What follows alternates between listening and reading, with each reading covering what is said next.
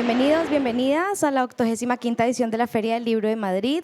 En esta edición volvemos con la Cabina del Libro, el espacio donde conversamos con escritores y escritoras que se mueven en ambos lados del Atlántico. Nos encontramos en el espacio Talento a Bordo de Iberia y el pasajero que nos acompaña hoy en este vuelo sin escalas es el escritor Miki Otero. ¿Cómo estás, Hola, ¿qué tal? Pues Miki? encantado. Muy bien. Miki es autor de los libros Hilo Musical, La Cápsula del Tiempo, Rayos, Simón y Orquesta. Miki, antes de convertirte en novelista, publicaste en fanzines, revistas, trabajaste como periodista cultural e incluso comisariaste festivales. Mirando hacia atrás, ¿cómo fue ese aterrizaje en el mundo literario? Y si hubo un momento clave en el que dijeras, quiero ser escritor. Pues sí, supongo que todo eso que cuentas, todo lo que hice antes de empezar a publicar novelas, partía de la misma pulsión de intentar explicar historias, en el caso del festival trayendo a otros escritores que las contaran, en el caso de los fanzines era mi primera forma, mi primer atajo para que la gente leyera lo que yo podía escribir y para que yo señalara a aquella gente que me gustaba de mi entorno y que pudiera escribir.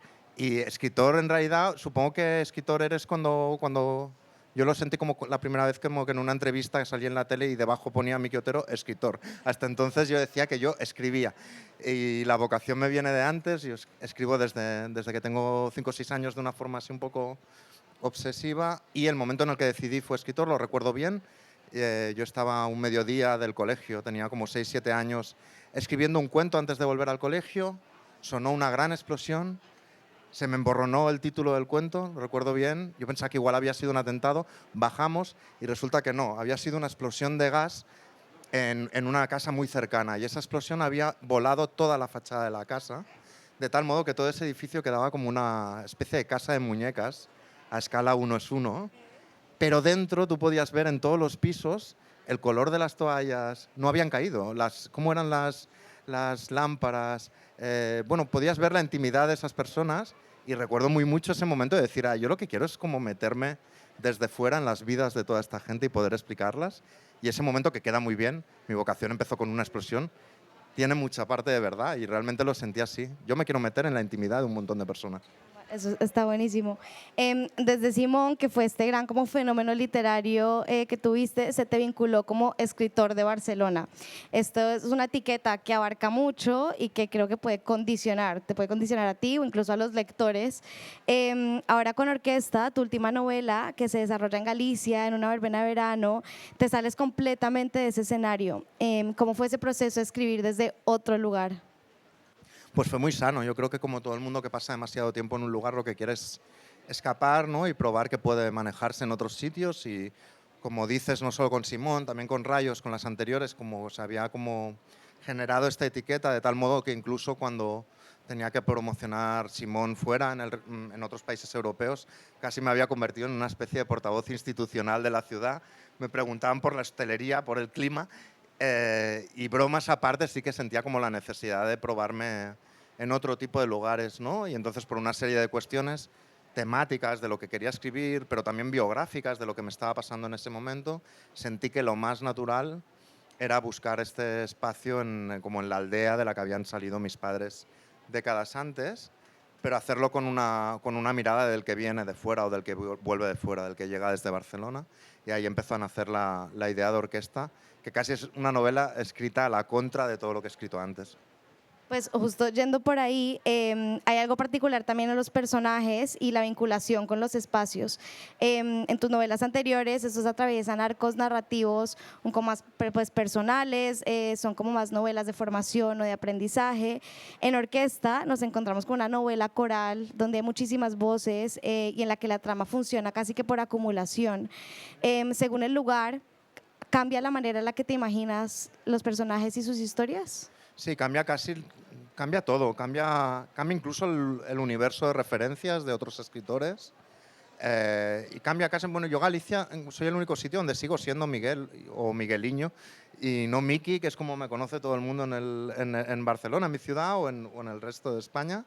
Y es imposible que la forma de mirarte a ti mismo y el sitio desde el que escribes no sea diferente, ¿no? O sea, yo escribía Orquesta casi desde una intimidad prácticamente infantil, o sea, desde poder explicar absolutamente todo, y sí que cambió incluso como el estilo o la manera de afrontar la escritura, incluso. Sí, sí. Y me liberó muchísimo, ¿eh? Es decir, yo estaba como un poco harto de volver a repetir una fórmula que yo sabía que se me daba más o menos bien, que tiene que ver con profundizar en la vida de un personaje, con cogerlo de pequeño y acompañarlo hacia la vida adulta.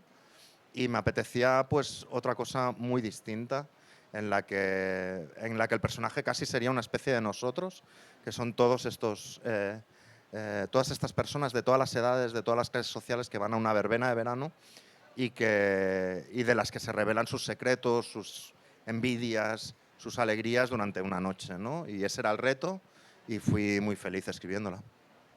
Bueno, como sabes, este año la feria está dedicada al humor. Tú has trabajado con un tipo de humor que yo creo personalmente se acerca un poco a lo nostálgico, al humor autocrítico, un poco tragicómico. ¿Dirías que el humor es una herramienta consciente de tu escritura o es como una forma tuya simplemente de mirar la vida? No, yo creo que está en el tono, incluso que empleo.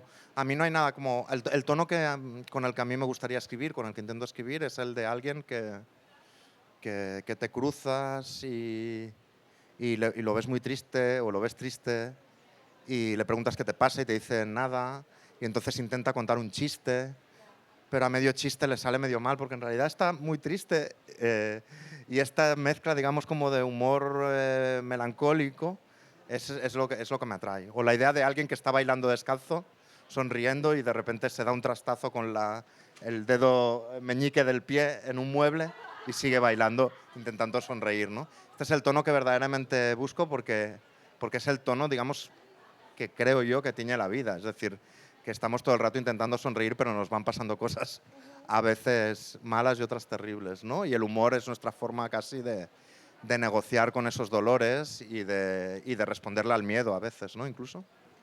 Me llama la atención que hayas mencionado el humor como un tono, porque en diferentes mesas redondas en la feria, escritores que trabajan el humor han hablado del humor como una musicalidad en el texto. Em, Primero quiero saber qué opinas sobre esto, pero tú también trabajas con muchas referencias musicales reales. O sea, creo que no hay ningún libro que no tenga una banda sonora en tu obra. Entonces, ¿qué opinas sobre esta doble musicalidad, la del humor y la de la música real en tus novelas? Sí, yo creo que el humor funciona como algunas músicas por acumulación, por determinados motivos que reaparecen en un punto y en el otro y que resuenan de algún modo en el lector, por buscar de alguna manera que el lector cuando está leyendo algo resuenen en él cosas que le han pasado a esa persona, por escribir de una forma, digamos, casi kamikaze o temeraria, estampándote contra la emoción, que es algo que hace normalmente la música, sobre todo la música pop, y no hace tanto la literatura, y que yo intento compensar precisamente esta emoción a veces rebajándola con el agua del humor a veces. Así que yo creo que está muy unido. Alguien, digamos, explicando algo con un tono humorístico tiene que ser rítmico, tiene que atrapar la atención de quien está escuchando, tiene que resolver bien el chiste, y eso mismo pasa con una canción. Y luego me parece a mí que el drama, por ejemplo, tiene muy buena prensa, ¿no? Está muy prestigiado, ¿no? Pero el drama lo que te hace es, ha salido mal algo que podría ser hermosísimo y tal, el mundo puede ser solemne, hermoso, estupendo. Y el humor es todo lo contrario, el humor lo que te dice es al mundo no hay por dónde cogerlo. Y deberías sentirte aliviado, digamos, porque eso es así, lo que te ha pasado a ti le ha pasado a mucha gente antes, ¿no? Creo que estamos en un momento especialmente fértil de la literatura en español, sobre todo por la circulación de obras. Muchas editoriales, por ejemplo, latinoamericanas, están llegando aquí, pero tu obra ya ha circulado mucho en otras latitudes, ya ha traspasado fronteras.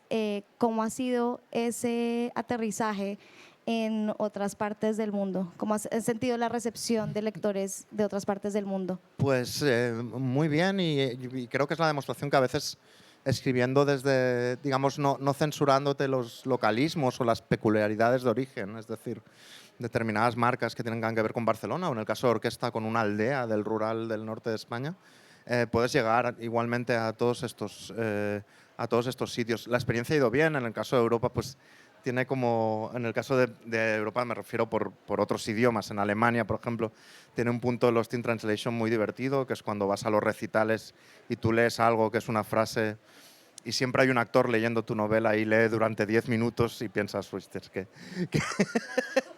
¿cómo escribo yo en realidad en francés o en alemán? No lo sé". Pero muy interesante en cualquier caso y es una forma de incluso afrontar la lectura, creo yo, diferente a la que hay aquí. Y en el caso de Latinoamérica también ha sido muy enriquecedor, tanto en la Feria de Buenos Aires, en Dominicana, que fui a dar también unas conferencias, o la última en Guadalajara, en México, donde viví una de las experiencias más memorables de mi vida, que fue la visita a un instituto de secundaria donde te recibían como si fueras una mezcla de Paul McCartney y Mao Zedong, con un montón de retratos tuyos y de obsequios y con un entusiasmo verdaderamente increíble, ¿no? Y que eso me lo llevo desde luego a la tumba porque fue una experiencia muy curiosa y no hay visillos irónicos, es decir, muy bonita también. Volviendo al humor, me interesa qué cosas te hacen reír a ti de verdad. ¿Hay algún escritor o escritora que que admires especialmente por su sentido del humor?